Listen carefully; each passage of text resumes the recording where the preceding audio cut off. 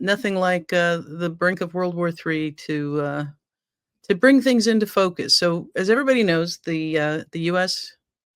bombed Iranian nuclear sites, despite plenty of intelligence saying that Iran was no closer to actually building nuclear weapons.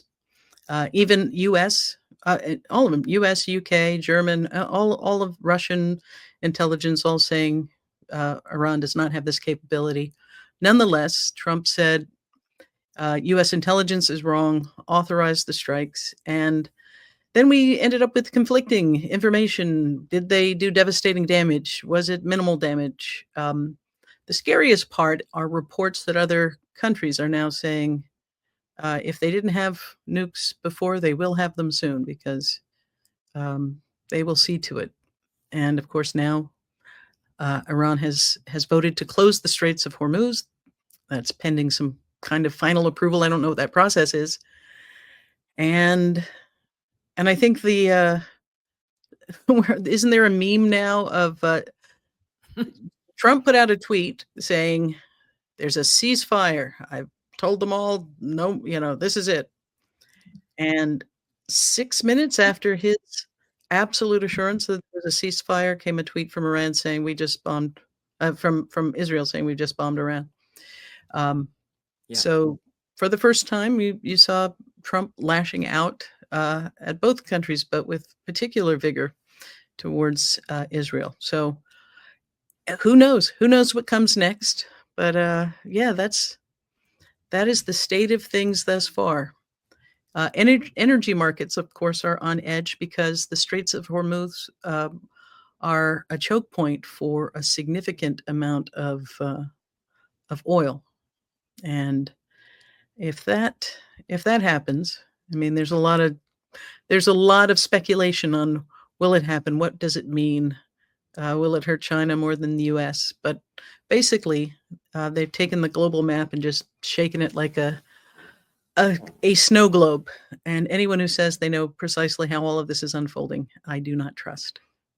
Yeah, it's really extraordinary. I grew up in my political science studies learning about the international crisis around the Cuban Missile Crisis and the groupthink and the concern about groupthink happening at the White House. And that was a White House that was, staffed by a president who had served in World War II, had served honorably, along with advisors who were in the top of their fields in the middle of the Cold War.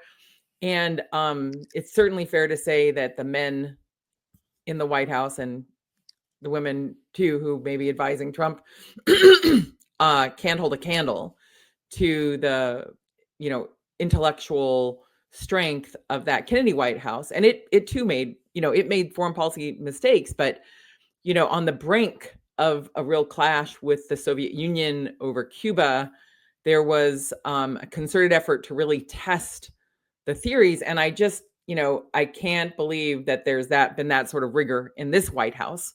And with this Secretary of Defense, with Hegseth, and Rubio and Vance, it's like you have children in charge of not just the toys of war, but really serious weapons of war and short-term, medium-term, and long-term consequences of this sort of engagement. And the decision to join Israel's efforts, even in the aftermath of what we've seen over the past year and years, really, in terms of the fragility of peace or the lack of peace in the Middle East, and all the different, sort of chess pieces of who's aligned with who, and are the Saudis with us, and Jared Kushner's role, basically, Right. Aiding the Saudis and then getting super rich from the investments of the Saudis afterward. Like there's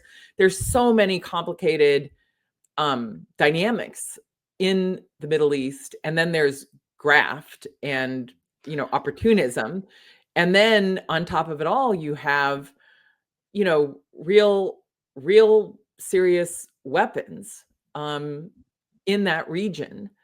And like you said, you have these competing claims of the so-called success of this bombing mission, um, or the failure of this bombing mission. And then you have Trump's now, memeing claims about people not knowing what the fuck they're doing, which, certainly seems like a confession to me on his part. Everything he accuses other people of. I mean, this is he's guilty of, right?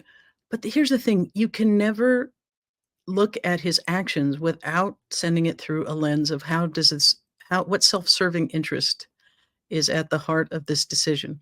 Is it there was the largest protest in US history and he wants to take, the No Kings protest out of the headlines?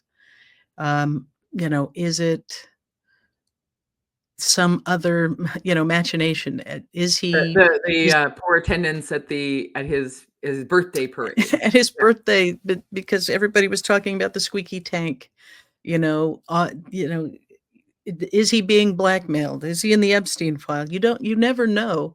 And these would be things that I would dismiss as wild conspiracy conjecture, except that it is him and that he has shown time and time again a willingness to do it. Now, you said toys, children and toys.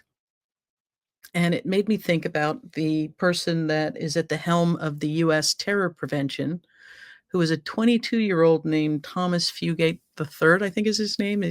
But like at a moment that you are bombing Iran, at a moment that Iran has now launched missiles at military bases where US soldiers are, so far no one has been hurt by it.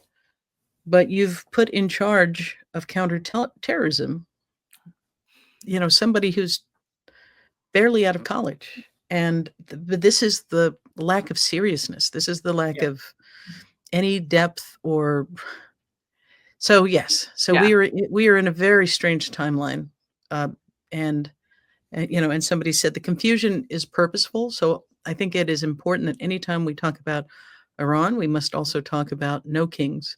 The fact that Trump's numbers are continuing to decline, and there's always a tweet. And this time, there's probably 6, 7, 8, 9, 10 tweets of him saying Barack Obama's going to bomb Iran because his numbers are looking bad.